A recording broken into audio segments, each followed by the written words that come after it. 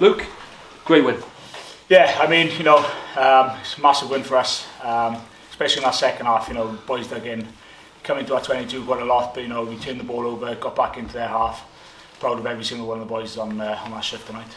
They only, didn't score after the second, third minute.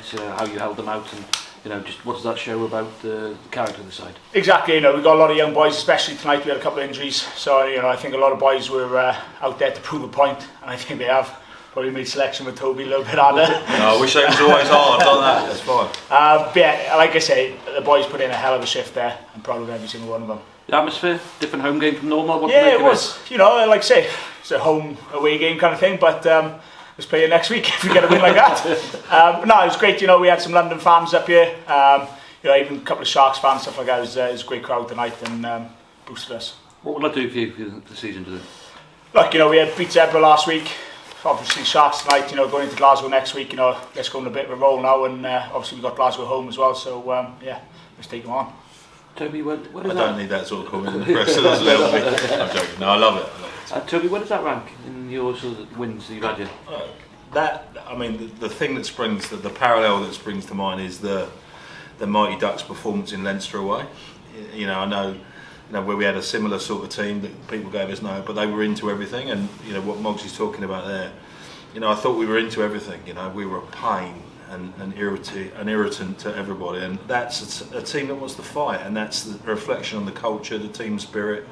We've talked about energy and effort all week. We haven't talked about play from line outs. We've talked about what price you have to pay to be good, and I'm so proud and pleased for the boys that they've managed to get the result they've had and the type of performance they've had, because this young man here is at the end of the 20s, whereas these boys that are coming into their 20s in some cases and beyond, there's a hell of a lot of learning about what the price you have to pay is, and the consistency of effort, and winning tight contests is a thing that you learn, and the more you're in them and the more you do it, the better player you become. There's a lot of guys there who are, as you say, early 20s, hadn't really a few first starts, a few first appearances, and you wouldn't have thought that. No, they were more excited about going to Legoland on the way home. No, I'm joking. They are, we make no secret about growing our own players and continuing the lifeblood of the club, and there was a lot of media attention, for example, around Justin Tipuric and international windows and bits and pieces. And I know that Tips would have watched that and been so proud of the boys, because that was a Justin Tipuric type performance that you saw there in his absence. So I think that speaks volumes for the group. It's hard to put out individuals, I suppose, but Morgan Morris taking over the captaincy, and also Harry Deeves. You talk about being a pain. Well, there was one set for Harry Deeves where he made like 7 tackles in one set. Yeah. And so that's what we're talking about. And Morgan, we run out of plaudits for Morgan Morris, because in our gym it says player of the year, player of the year, player of the year, and very few people doing that, especially the history of the club. So Morgan Morris having the captaincy is a person who's going to lead by example. He did that. He did it last week, and I think that he's an older statesman in certainly performance, but not in years. So people like him, Jack Morgan, Rhys Davis, Dowie Lake, people like that, they are the future. They're now the mainstay of what we are, and we're shaping teams, under the guidance of people like Moggsy here on effort and intensity, because that's the team of the future. Successfully, I suppose, on and off the field tonight. Enjoy it? I think so. Yeah, I think that the people, and obviously the URC, Y11, our own some bits and pieces, to have the ambition, the foresight to go, let's do something different. Obviously easiest when you win, but I think, for example, if the fixture had been a little bit kinder, we could have managed to get this on a Saturday, I think we'd have had double the people there, because we are always well supported, and a lot of passionate people here, like where we saw at Saracens in Europe last year. So I think that people that try things at different, it doesn't always work out for you, but if you don't roll the dice, you're never going to win. Final one from me. You signed a loose head today, James Kelly from Exeter. I think there were 2 tight heads on the bench today, didn't you, in terms of re-signing and Ben Warren. What does that leave you in terms of loose heads? You've obviously got Nicky Smith coming back and Gareth for a day. How's Gareth Thomas? Yeah, he's not returned to training as of yet, and obviously he's not around with Wales, so he's not too far away. He looks pretty. I think he's pretty comfortable going forward.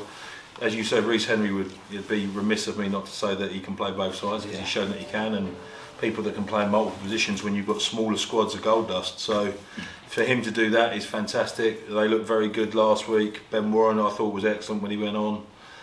You know, as I said, we need as much strength and depth. We know that we've not trained, or we've had to go on the road, as you guys know, that and try and find competitive training, because we've not been able to train 15 on 15 with people in the right position. So those are the challenges. We'll continue those challenges. Those challenges are not solely due to us. It's also similar for other Welsh regions. It's a problem, but we will do the very best to solve that problem the best we can. Any other people back next week? Apart from the international. Yeah, the international boys are back. I think Gar will be training as well. I don't think. Oh yeah, the HIA boys are back. Provo, for example, will be okay. We'll see where Owen is. That was more precautionary than anything else. Yeah. So we obviously, with his history, we need to be careful on that. Toby, what were the thoughts at half time? Because 3 tries scored. Did you want half time at that when it came? Because it seemed you had a lot of momentum. Yeah, we did. I think we'll rightly so focus on the improvements we made on defensive attitude tonight. And Luke's talked about the winning the scraps and what you have to do, but it comes at a huge physical price. And at some point, I thought, you know, it's hurting us, but is it killing them? So, you know, but we talk about that, and yeah, momentum is clear, is critical, and also as well as stopping them, we had a lot of chances, and there's a few players, and you know, were mentioned. Well, yeah. We've done really well defensively, but we probably let a bonus point slip. Now, if you've got a group that's talking like that, it's probably indicative of an ambitious group that wants to get better and has setting its own levels of performance. So, from that point of view, that's really encouraging. Yeah, of course, who knows? But they could have scored 2. We had opportunities, we didn't take them. But on that performance, we'll take those 4 points with pride. You're kind of reading my mind. My next question was: there a bonus point out there tonight? Yeah, I think there was, you know, especially that last 5 minutes. Our mindset was, come on, let's go get that bonus point win. Like I say, we come off the pitch and maybe there's a little bit of disappointment thinking, Christ, you know, we left the point out there. But you know, we'll take that 4 point win tonight and lead us on to next week. And coupled with last week's win, a bit of momentum, you know, again, that's a word that's commonly used. Yeah, I think, you know, nothing beats winning. You know, for morale, enthusiasm, humour, you know, bus trip home, Legoland, the whole thing. Nothing beats it. So, from our point of view, you know, he's already sat there too long. He wants a beer in the change room, quite rightly so. So, look, I think that it's a big tick for us. You know, especially if you look what's missing and where we go and what Welsh rugby's been through and what we've had to go through. So, the more credit and fuel and energy we can put into the emotional side of the game, the better. And if that normally manifests itself in momentum and winning. And the youngsters can take a lot from this, can't they? The whole experience, playing away, or, you know, home from away from home. You know, we've had a few bumps and bruises. You know, James Fender, for example, you know, he's played, you know, minimal stuff for us. He's had to become the line-out caller, and yeah, the things didn't go always to plan that line-out, but that's not necessarily a calling option. But his experience that he's going from being in that pressure cooker, in that environment, you cannot mimic that. You have to go through it. You have to go through it. And, you know, people like him, Morgan Morse, you know, that have been put in those positions for the first time, it's gold for them.